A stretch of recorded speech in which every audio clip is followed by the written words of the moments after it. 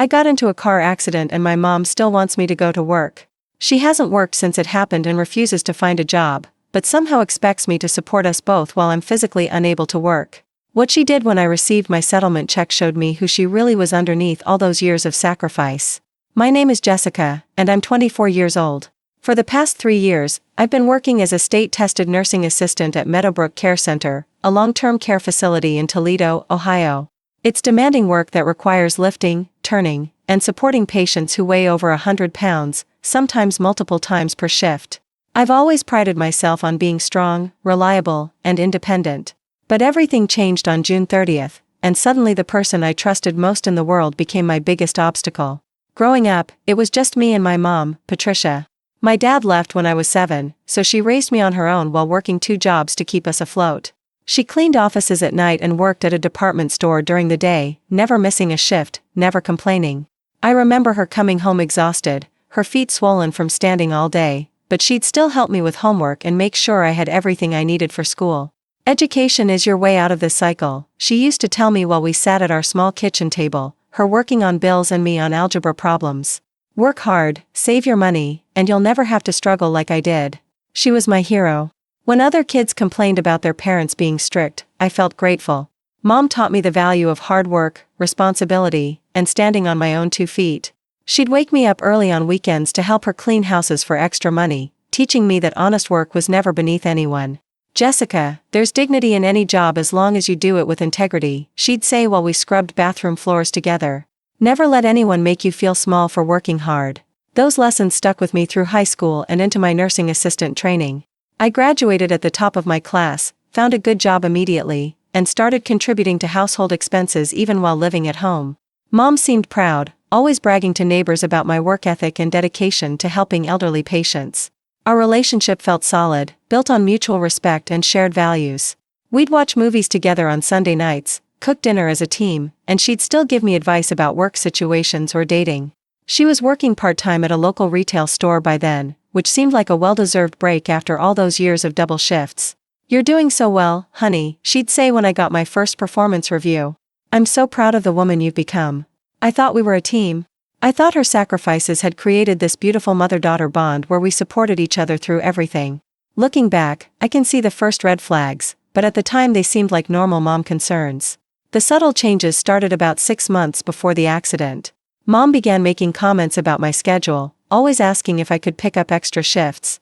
At first, it seemed like she was just encouraging my work ethic, but gradually her questions became more persistent. "Are you sure you can't work this weekend?" she'd ask when I mentioned wanting to spend Saturday with friends. The overtime pay would really help with the electric bill. When I'd come home tired after a particularly difficult shift, she'd scroll through job postings on her phone instead of asking how my day went.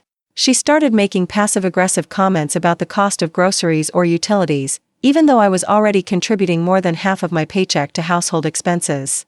"I saw that Riverside Hospital is hiring CNAs," she'd mentioned during dinner. "They pay $2 more per hour than your current place." I'd explain that I liked my job, that I'd built relationships with my patients and felt valued by my supervisors, but she'd just shrug and say, "Money talks, Jessica. Loyalty doesn't pay the bills." The comments became more frequent. She'd clip job advertisements from the newspaper and leave them on my dresser. She'd mention how tired she was getting, how nice it would be to cut back her hours at the store. She started complaining about her back pain more often, suggesting that physical retail work was becoming too much for her. "I'm not getting any younger," she'd sigh while rubbing her lower back dramatically. All those years of cleaning offices really took a toll on my body. I offered to take over more household expenses so she could reduce her hours, but somehow the financial pressure on me kept increasing. She'd find new bills to worry about, new expenses that required my contribution. The woman who'd once taught me about budgeting and living within our means suddenly seemed incapable of managing money without my constant support. Still, I rationalized it. She was getting older. She'd worked hard her whole life. Maybe it was my turn to carry more of the load. I picked up extra shifts when possible and started looking into higher-paying positions, thinking I could solve our financial stress by earning more money. Then came June 30th, the day that changed everything. I was riding in the back seat of my friend Madison's car, coming home from a birthday dinner for our coworker Emma. Madison was driving, her boyfriend Tyler in the passenger seat, and I was relaxed in the back, scrolling through my phone and half listening to their conversation about weekend plans. We were stopped at a red light on Route 475 when I heard the screech of brakes behind us. I looked up from my phone just in time to see a white pickup truck in the rearview mirror, way too close and moving way too fast. "Oh no," I managed to say before the impact. The truck slammed into us with a force that threw me forward against Madison's seat, then snapped me back against the rear cushions. The sound was horrific, metal crushing, glass shattering, the screaming of twisted steel. My neck whipped forward and back so violently that I saw stars, and immediately I felt this sharp, burning pain shooting from my skull down to my shoulder blades. Madison was screaming, "Is everyone okay? Is everyone okay?" Tyler was cursing and trying to get his seatbelt off, and I was just sitting there, afraid to move because my back felt like someone had stabbed me with hot needles. The other driver, a guy named Kevin Martinez, was clearly drunk. He stumbled out of his truck, reeking of alcohol, slurring his words as he tried to apologize. The police arrived within minutes, administered a field sobriety test, and arrested him on the spot. I spent 4 hours in the emergency room that night, getting x-rays and CT scans. The doctor, Dr. Williams, explained that I had soft tissue damage in my neck and lower back, what most people call whiplash, but in more severe cases like mine, it's called cervical and lumbar strain. "You're going to need physical therapy and probably chiropractic care," he told me while reviewing my scans.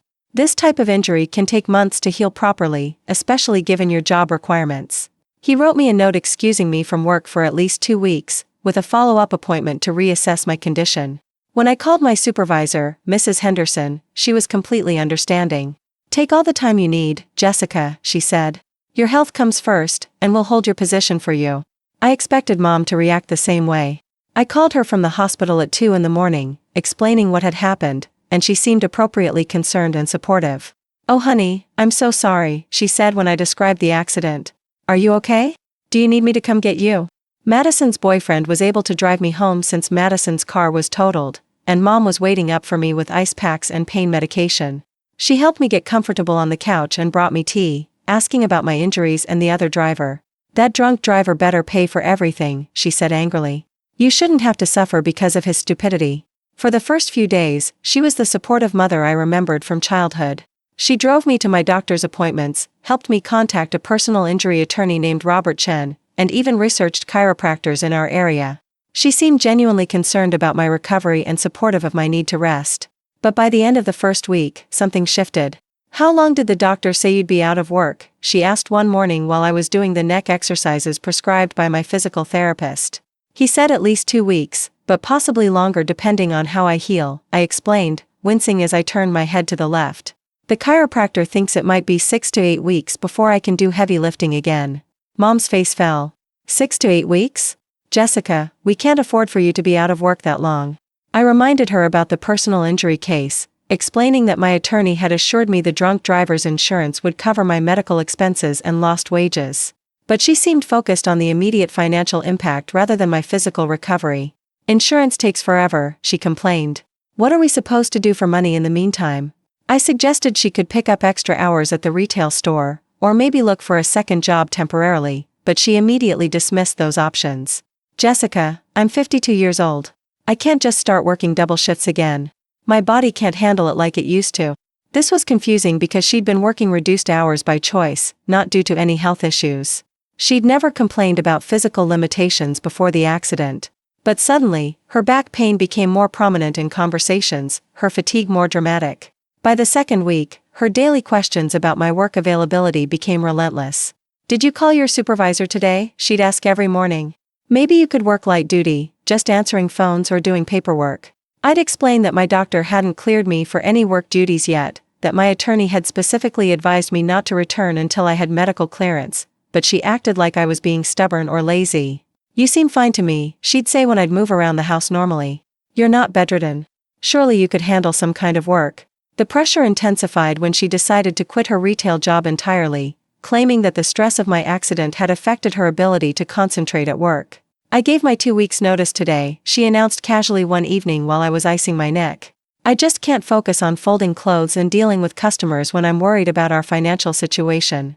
I stared at her in disbelief. "Mom, you quit your job? We need your income now more than ever." She waved away my concerns. "That job barely paid anything anyway. It makes more sense for me to focus on managing your medical appointments and insurance claims." But she wasn't managing anything. I was the one calling doctors' offices, scheduling appointments, and communicating with my attorney. She was spending her days watching television and complaining about our bills. The manipulation became more sophisticated. She'd wait until I was having a particularly painful day, when I was struggling with headaches or muscle spasms, and then she'd bring up our financial stress. "I hate to bother you when you're not feeling well," she'd say in this concerned voice, but the electric company called again about the overdue bill. "Maybe you could just call your work and ask if there's anything you could do from home?" When I'd explain, once again, that I couldn't work without medical clearance, she'd sigh heavily and make comments about how difficult everything had become since the accident. "I never thought I'd be in this position at my age," she'd say sadly. "Having to worry about keeping the lights on because my daughter can't work." The guilt was overwhelming. Here I was, dealing with chronic pain, muscle spasms, and constant headaches, and she was making me feel guilty for not being able to financially support both of us while recovering from injuries that weren't my fault. My attorney, Mr. Chen, was fantastic throughout the process. He arranged for me to see Dr. Sarah Kim, a chiropractor who specialized in auto accident injuries, and she confirmed the severity of my condition. "You have significant muscle strain and joint dysfunction in both your cervical and lumbar spine," Dr. Kim explained during my first appointment. "Given your job requirements, lifting patients, twisting, bending, you absolutely cannot return to work until these injuries heal properly. If you go back too soon, you risk permanent damage." She prescribed a treatment plan involving 3 sessions per week for at least 2 months, along with continued physical therapy. When I told Mom about the diagnosis, hoping she'd finally understand why I couldn't rush back to work, she focused on the wrong details. 2 months, she repeated, ignoring everything about permanent damage and proper healing. "That's way too long, Jessica. We'll be homeless by then." She started applying for jobs online but approached it half-heartedly, complaining about every position she found. "They want someone with computer skills," she'd say about an office job. "This restaurant job requires standing all day, which you know I can't do with my back. This retail position pays even less than my old job." Meanwhile, she'd check in with me multiple times daily about work possibilities, as if repetitive questioning would somehow change my medical restrictions. "Any word from your doctor about light duty?" she'd ask every morning. "Did your supervisor call about part-time options?" she'd ask every afternoon. "Don't you think you're feeling well enough to at least try a few hours?" she'd ask every evening. The constant pressure was making my recovery worse. Stress was triggering more headaches, and the guilt was preventing me from resting properly. I started avoiding conversations with Mom, spending more time in my room, just to escape the daily interrogations about work. 3 weeks after the accident, she escalated her tactics. "I talked to your supervisor today," she announced when I came home from physical therapy. I stared at her in shock. "You called my work? Mom, why would you do that?" "I thought maybe I could explain our situation, see if they had any accommodations available," she said defensively. Mrs. Henderson was very understanding. I was mortified. The thought of my mother calling my workplace to discuss our financial problems was humiliating and completely inappropriate. "What exactly did you tell her?" I asked, dreading the answer. "Just that we're struggling financially since the accident, and wondering if there might be some way for you to earn a little money while you recover." I could feel my face burning with embarrassment. Mrs. Henderson was professional and respectful, but now she knew intimate details about our financial situation. Mom had crossed a boundary that felt impossible to uncross. "Mrs. Henderson said they might have some administrative work you could do from home," Mom continued, apparently not understanding why I was upset.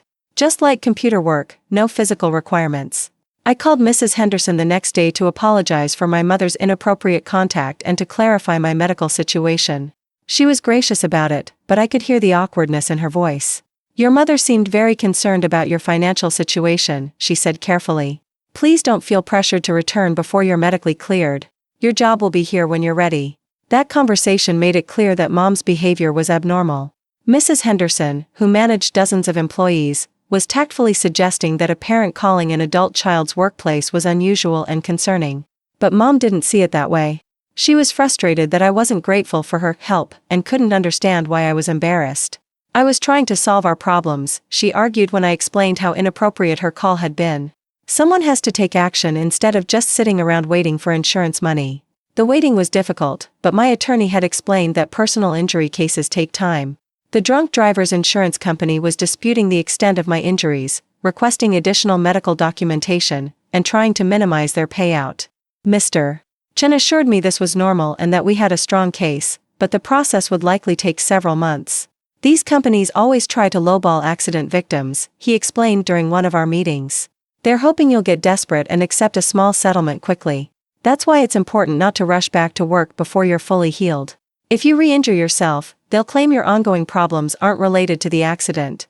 This advice made perfect sense to me, but when I explained it to Mom, she acted like my attorney was giving me bad counsel. He gets paid whether you're working or not, she said dismissively. Of course he wants to drag this out. But we have bills to pay now, Jessica. Her attitude toward my recovery became increasingly hostile. She'd make sarcastic comments when I'd return from physical therapy or chiropractic appointments. Another doctor's appointment, she'd say with an eye roll. Must be nice to have somewhere to go every day while I'm stuck here worrying about money. She started questioning the severity of my injuries, especially on days when my pain was more manageable. You walk to the mailbox just fine, she'd observe when I mentioned needing to rest. But somehow you can't stand at work for a few hours? These comments were particularly hurtful because they showed a complete misunderstanding of chronic pain. Some days were better than others, but that didn't mean I was faking or exaggerating my limitations. My chiropractor had explained that recovery wasn't linear, that I might feel decent one day and terrible the next, especially in the early stages of healing. But Mom seemed to interpret any good day as evidence that I was being dramatic about my injuries. She'd scrutinize my movements, looking for inconsistencies she could point out later. Yesterday you did laundry without any problems, she'd say when I'd struggle to get out of bed the next morning. Now suddenly you can't function? The emotional manipulation intensified as our bills piled up. She'd leave overdue notices on my dresser where I'd see them first thing in the morning. She'd have dramatic phone conversations with utility companies while I was in the room, making sure I could hear her explaining our financial hardship. My daughter was in a serious car accident, she'd tell them loudly. She can't work right now, and I had to quit my job to take care of her. That last part was completely untrue. I was taking care of myself and managing my own medical appointments. She wasn't providing any care that would prevent her from working. But the most frustrating part was how she'd present our situation to friends and neighbors. She'd paint herself as a devoted mother sacrificing everything to care for her injured daughter, when the reality was that she'd chosen to quit working and was pressuring me to return to work against medical advice. Patricia is such a good mother, I overheard our neighbor Mrs. Thompson saying to someone on the phone. She's given up everything to take care of Jessica after that terrible accident. Mom had clearly been sharing her version of events, positioning herself as the selfless caregiver rather than the person creating additional stress during my recovery. For weeks after the accident, I had a follow-up appointment with Dr. Williams, the emergency room physician who'd initially treated me. The news wasn't what Mom wanted to hear. Your healing is progressing, but slowly, he told me after reviewing my updated x-rays and discussing my ongoing symptoms. The muscle strain in your lower back is particularly stubborn. I'm extending your work restriction for another month, with a recommendation for continued physical therapy. He also noted that stress could be impeding my recovery and suggested I focus on rest and healing rather than worrying about external pressures. When I told Mom about the extended restrictions, her reaction was explosive. Another month, she shouted, her voice echoing through our small living room. Jessica, we'll lose the house. The mortgage is already 2 months behind. This was the first I'd heard about mortgage problems. She'd been vague about our financial situation, mentioning overdue bills but never specifying how serious things had gotten. Why didn't you tell me the mortgage was behind? I asked, feeling panic rising in my chest. Because there was nothing you could do about it, she snapped. But now there is. You can go back to work and help fix this mess. I explained, again, that I couldn't legally return to work without medical clearance, that doing so could jeopardize both my health and my insurance claim. But she was beyond rational discussion. Your health, your insurance claim, your attorney's advice, she said mockingly. What about my life? What about our home? I've sacrificed everything for you, and now you won't even try to help when I need you most. This was the moment I realized that Mom had fundamentally changed, or maybe she'd always been this way and I'd been too naive to see it. The woman who'd taught me about integrity and hard work was now pressuring me to ignore medical advice and risk permanent injury for short-term financial gain. That night, I called my attorney to discuss the mortgage situation and explore options for emergency financial assistance. Mr. Chen was sympathetic but firm about the importance of following medical restrictions. I understand you're under financial pressure, he said, but returning to work prematurely could destroy your case and your health. If you re-injure yourself, the insurance company will argue that your continued problems aren't related to the original accident.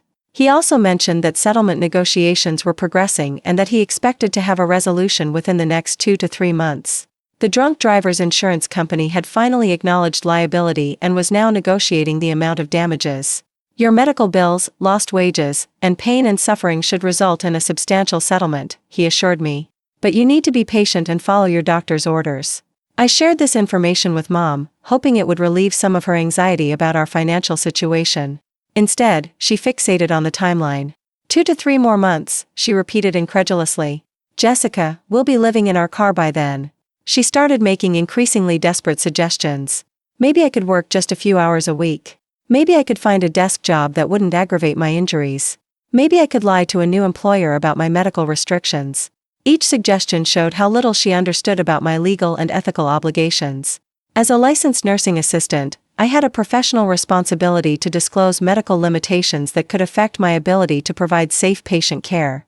Lying about my condition could result in losing my license permanently.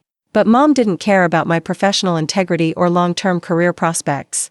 She was focused solely on immediate income, regardless of the consequences. The situation reached a breaking point when she found part-time job listings that she thought I could handle and started filling out applications on my behalf.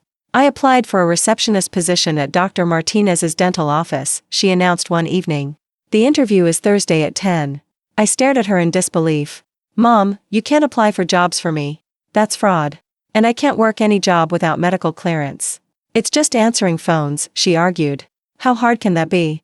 I had to call Dr. Martinez's office the next morning to explain that my mother had submitted an application without my knowledge or consent, and that I wasn't currently available for employment due to medical restrictions. It was another humiliating conversation that damaged my reputation in the community. But the worst was yet to come. 5 weeks after the accident, Mom made a decision that showed me exactly who she'd become underneath all those years of apparent sacrifice and hard work. I came home from a particularly difficult physical therapy session to find her on the phone with someone, speaking in hushed, urgent tones. When she saw me, she quickly ended the call and tried to act normal. How was therapy? She asked with fake brightness. Painful, I answered honestly. Dr. Kim says the muscle spasms in my lower back are actually getting worse because I'm not getting enough rest. Mom nodded sympathetically, but I could see she was distracted, almost excited about something. She kept checking her phone and seemed to be waiting for something. Later that evening, she brought up a subject that had never been discussed before. Jessica, when you get your settlement money, we're going to need to talk about how to handle it responsibly, she said while we were eating dinner. I looked up from my plate, confused by the serious tone. What do you mean? Well, you're going to owe me for all the expenses I've covered since the accident, she said matter-of-factly. The mortgage payments, utilities, groceries, your medical co-pays. Plus, I think I deserve compensation for the income one lost by quitting my job to support you through this. I put down my fork, stunned by what I was hearing. Mom, you chose to quit your job. I never asked you to do that. And you haven't been supporting me. I've been contributing my savings to household expenses this whole time. She shook her head dismissively. Your small savings account barely covered 2 weeks of bills. I've been carrying the financial load for over a month now. This wasn't true. I'd been using my emergency savings and my final paychecks to cover my share of expenses. Mom had been responsible for her own obligations, just like always. I've kept careful records, she continued, pulling out a notebook I'd never seen before. Mortgage payments, utilities, groceries, gas money for driving you to appointments. It comes to about $8,000 so far, not counting my lost wages. I flipped through her notebook, and immediately I could see the manipulation. She'd listed the full mortgage payment as my debt, even though I'd only ever paid half. She'd included groceries that we'd always shared equally. She'd calculated gas money for driving me to appointments, even though most of my appointments were at facilities where she needed to run errands anyway. Most shocking of all, she'd calculated her lost wages, based on a full-time salary, even though she'd only been working part-time before the accident. This isn't accurate, I said, my voice shaking with anger and disbelief. You're trying to make me responsible for expenses that were always shared, and you're inflating numbers to make it seem like I owe you money I don't actually owe. I think you're forgetting how much I've sacrificed for you, she said coldly. Not just since the accident, but your entire life. I raised you alone, worked multiple jobs, went without things I needed so you could have opportunities. She was weaponizing her past sacrifices, using them to manipulate me into accepting financial responsibility that wasn't rightfully mine. This was emotional blackmail disguised as motherly love. Mom, I'm grateful for everything you did when I was growing up, I said carefully, trying to stay calm. But those were your choices as a parent. You don't get to retroactively charge me for raising me. Her face hardened in a way I'd never seen before. Those weren't choices, Jessica. They were sacrifices. And now it's your turn to sacrifice for this family. The word family stung because it was clear that she saw our relationship as a business transaction rather than a loving partnership. I was expected to pay her back for the cost of my childhood, plus compensate her for any financial inconvenience my accident had caused. That night, I called my attorney to discuss Mom's financial expectations and to make sure my settlement money would be protected from her claims. Your settlement is for your medical expenses, lost wages, and pain and suffering, Mr. Chen explained. No one else has a legal claim to that money unless you voluntarily give it to them. He also suggested that I might want to consider opening a separate bank account for the settlement funds, to prevent any family pressure or manipulation around the money. Unfortunately, family financial disputes are common in personal injury cases, he said. Money can bring out the worst in people, even those who claim to love you. His words were prophetic. Over the next few weeks, Mom's behavior became increasingly aggressive and manipulative as she realized I wasn't going to automatically hand over my settlement money. She started inviting relatives over for dinner, casually mentioning our financial struggles and my upcoming settlement. She was building a narrative where she was the victim and I was the ungrateful daughter who'd received a financial windfall but refused to help her struggling mother. Jessica's going to get a nice settlement from that drunk driver, she'd tell my Aunt Carol or Uncle Mike. It's such a blessing after all we've been through. The implication was always that we had suffered and we deserved compensation, when the reality was that I was the one who'd been injured and I was the one entitled to damages. She also started making veiled threats about my living situation. I hope you're thinking about your future housing arrangements, she'd say cryptically when we'd discuss household expenses. This house might not be affordable for me once you're back on your feet. The message was clear, pay up or move out. But the most painful manipulation was how she started rewriting the history of our relationship, painting herself as an unappreciated martyr who'd never received proper gratitude for her sacrifices. I worked myself to the bone for you, she'd say during our increasingly frequent arguments. I never had a social life, never went on dates, never bought myself anything nice. Everything I did was for you. And this is how you repay me. She was making me responsible not just for compensating her financially, but for justifying every choice she'd made as a single mother. If I didn't pay her what she thought she deserved, it meant her sacrifices had been worthless and unappreciated. The emotional manipulation was working. I was starting to feel guilty about receiving settlement money while she struggled financially. I was questioning whether I was being selfish by wanting to use my compensation for my own recovery and future security. But then something happened that showed me exactly who Mom had become, and it changed everything. 7 weeks after the accident, my attorney called with good news. The insurance company had agreed to a settlement of $45,000, which would cover my medical expenses, lost wages, and provide compensation for my pain and suffering. It's a fair settlement given the circumstances, Mr. Chen explained. You should receive the check within 2 weeks. I was excited and relieved. The money would cover my medical bills, replace my lost income, and give me a financial cushion while I finished recovering. I could finally stop worrying about our household expenses and focus on getting better. When I told Mom about the settlement, her reaction was immediate and revealing. $45,000, she repeated slowly, and I could practically see her calculating numbers in her head. That should be enough to get us caught up on everything and have some left over. She was already spending my money in her mind, already considering it a family resource rather than my personal compensation for injuries I'd sustained. Mom, this money is to cover my medical bills and replace my lost wages, I reminded her. After attorney fees and medical expenses, there won't be as much left as you think. She waved away my concerns. Medical bills can be negotiated down, and your attorney fee is only 1/3. There'll be plenty left over to handle our other obligations.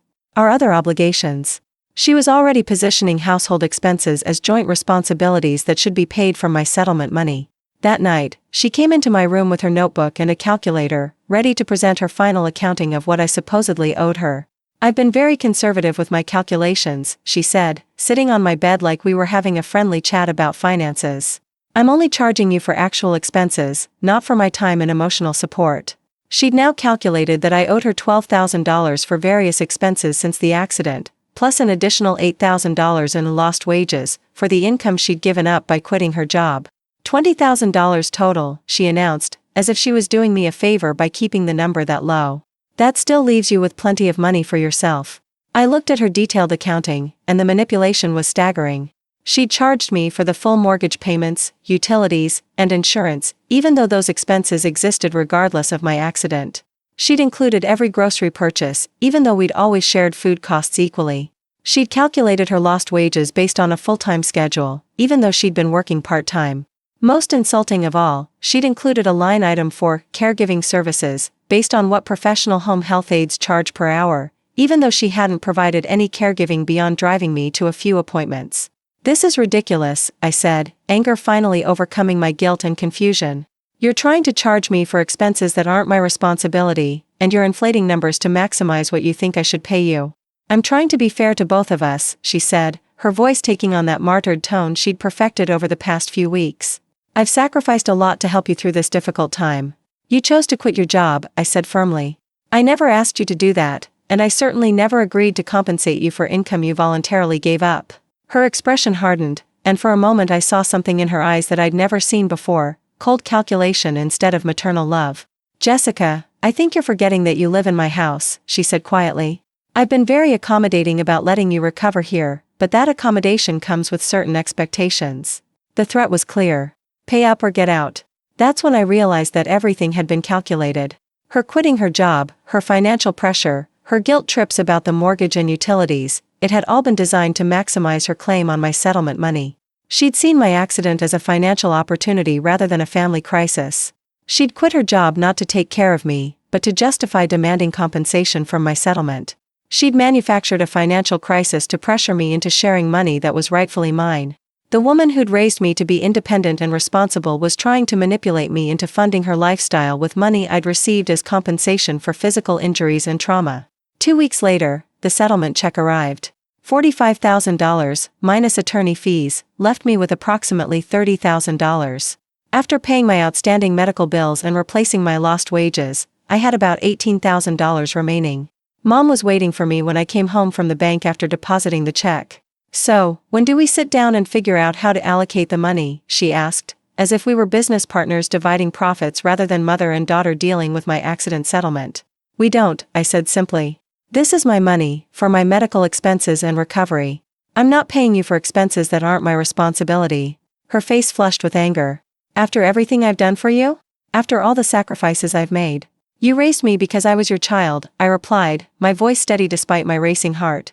"That was your responsibility as a parent, not a favor you can charge me for later." She stared at me for a long moment, and then her mask completely slipped. "Fine," she said coldly. "Then you need to find somewhere else to live. I can't afford this house without your contribution, and I'm not going to struggle financially while you sit on a pile of money." There it was. The ultimatum I'd been expecting. Pay her what she thought she deserved, or leave. "I'll start looking for an apartment," I said calmly. She clearly hadn't expected me to agree so readily. She'd thought the threat of homelessness would force me to comply with her financial demands. "You're really going to abandon me?" she asked, her voice shifting to that wounded tone she'd mastered. "After everything we've been through together?" "I'm not abandoning you," I replied. "I'm refusing to be financially manipulated by you." Her expression cycled through several emotions: surprise, anger, hurt, and finally, cold calculation. "Well, don't expect any help from me when you realize how expensive living on your own really is," she said bitterly. "And don't come crawling back when that settlement money runs out." I spent the next week apartment hunting while Mom alternated between giving me the silent treatment and making passive-aggressive comments about ungrateful children. She'd stage phone calls with relatives, speaking loudly enough for me to overhear her version of events. "She got all this money from the accident, but she won't help with a single bill," I heard her tell my Aunt Carol. "I don't know where I went wrong raising her. I found a small one-bedroom apartment about 15 minutes from my workplace. The rent was reasonable, and I had enough settlement money to cover the security deposit, first month's rent, and basic furniture.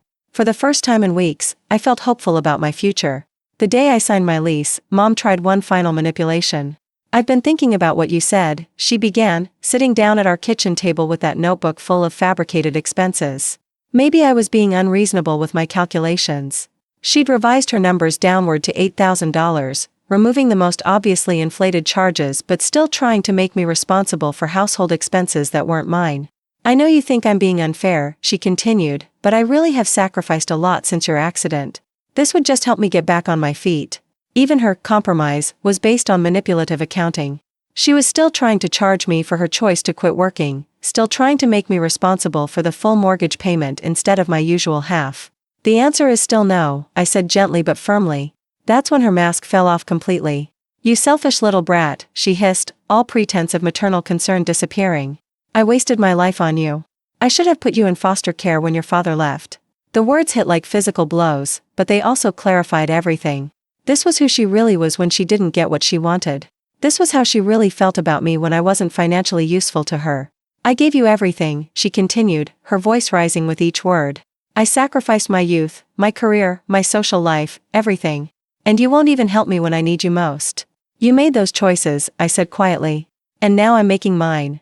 She stared at me with pure hatred, and in that moment, I saw our entire relationship differently. Had her sacrifices really been about love, or had they been investments that she expected to pay dividends later? I moved out 3 days later. Mom didn't help me pack or carry boxes to my car. She sat in the living room, pointedly ignoring my existence while making dramatic sighs whenever I walked past. My Aunt Carol called that evening, clearly having received Mom's version of events. "Jessica, honey, your mother is beside herself," she said. "She says you got a settlement and won't help her with the bills." I explained the real situation, how Mom had quit her job voluntarily, how she'd tried to charge me for expenses that weren't my responsibility, how she'd threatened to kick me out if I didn't pay her. There was a long silence before Aunt Carol spoke again. "That doesn't sound like the Patricia I know," she said slowly. "But then again, money can change people in ways you don't expect." Over the next few weeks, I heard from several relatives who'd been contacted by Mom, all with variations of the same story. She was presenting herself as an abandoned mother whose ungrateful daughter had received a windfall but refused to help with basic expenses.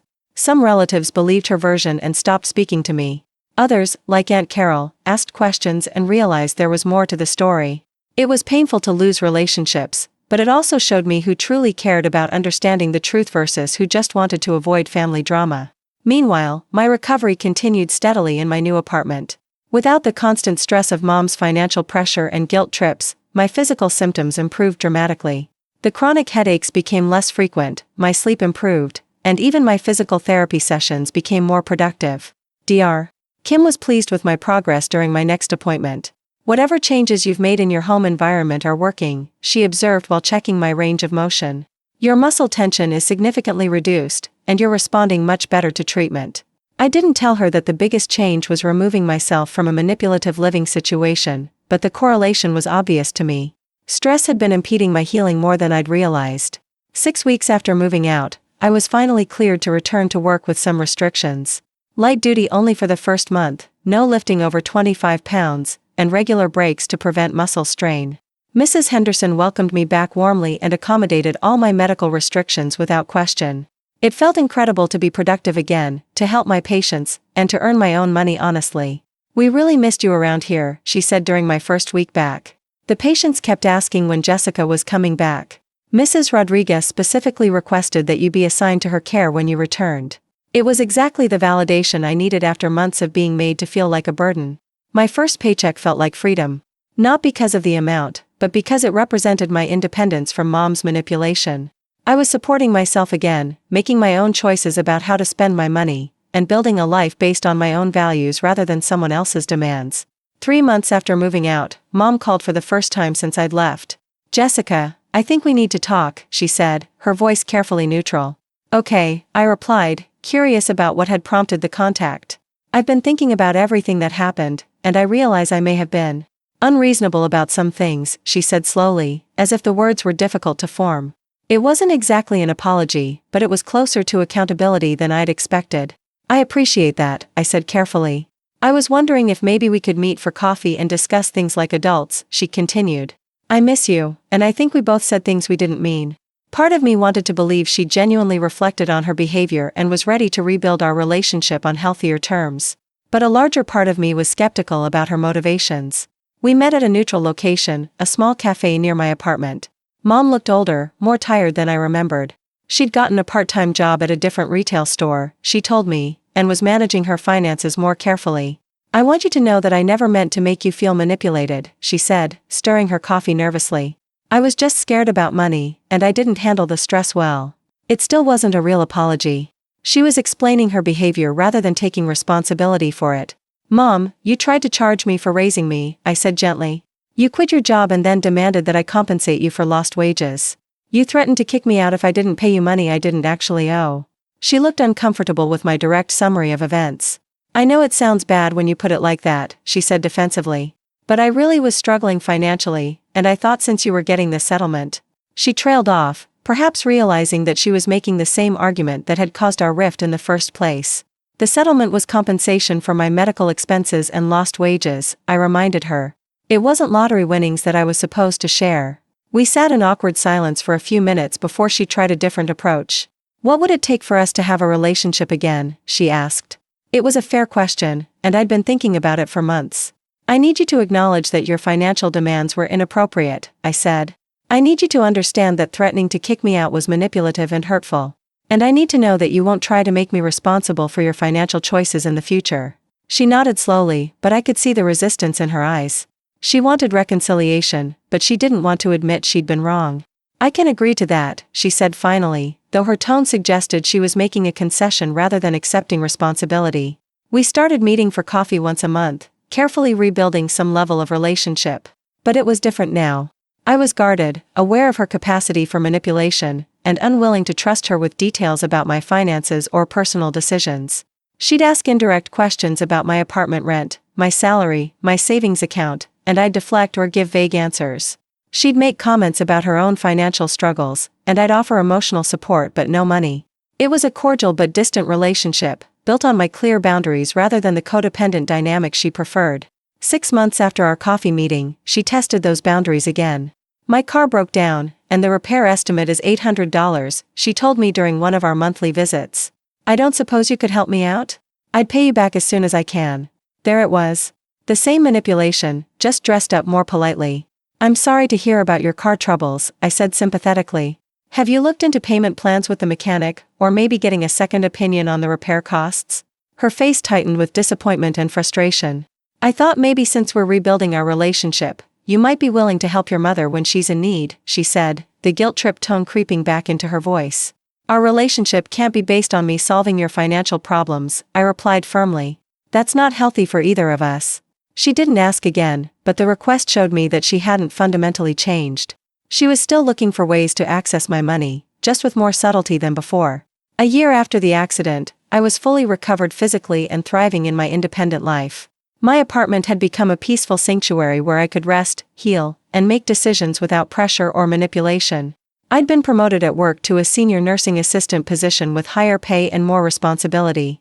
I was dating a kind man named David who worked in physical therapy and understood the demands of healthcare work.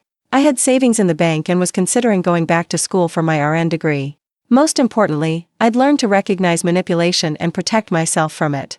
The experience with Mom had been painful, but it had taught me valuable lessons about boundaries, self-advocacy, and the difference between love and control. Mom and I still met occasionally, but our relationship remained superficial. She'd update me on her job and her health, I'd share general news about my life, and we'd avoid any topics that might lead to conflict. It wasn't the close mother-daughter relationship I'd once thought we had, but it was honest in a way our previous dynamic had never been. Sometimes I grieved for the mother I'd thought she was, the selfless woman who'd worked multiple jobs and made sacrifices out of love. But I'd come to understand that even her earlier sacrifices had come with strings attached, with expectations of future compensation that I'd been too young to recognize. The real revelation was understanding that healthy love doesn't come with a price tag. When people truly care about you, they don't calculate the cost of their support or demand repayment for their kindness. They don't weaponize their sacrifices or use guilt as a tool for control. David demonstrated this kind of love constantly. When I was having a difficult day with residual back pain, he'd offer to cook dinner or run errands without making me feel guilty or indebted. When I talked about going back to school, he encouraged my ambitions without calculating how it might benefit him. When I shared my story about Mom, he was supportive without trying to fix or manage the relationship for me. Your mom trained you to feel guilty for having boundaries, he observed one evening while we were talking about my family dynamics. But boundaries aren't selfish. They're necessary for healthy relationships. He was right. Mom had conditioned me to see my independence as abandonment, my financial autonomy as selfishness, and my self-advocacy as ingratitude. Breaking free from those patterns had been essential for my emotional and financial well-being. 2 years after the accident, I received an unexpected call from Aunt Carol. I owe you an apology, she said without preamble. Your mother asked me to loan her $5,000 last month, and when I couldn't help her, she said some things that made me realize you were telling the truth about what happened after your accident. She explained that mom had tried the same manipulation tactics on other relatives, demanding money for various emergencies while painting herself as a victim of ungrateful family members. She told me that lending her money was the least I could do since she'd wasted her life raising you instead of focusing on her own financial security, Aunt Carol continued. That's when I understood what you'd been dealing with.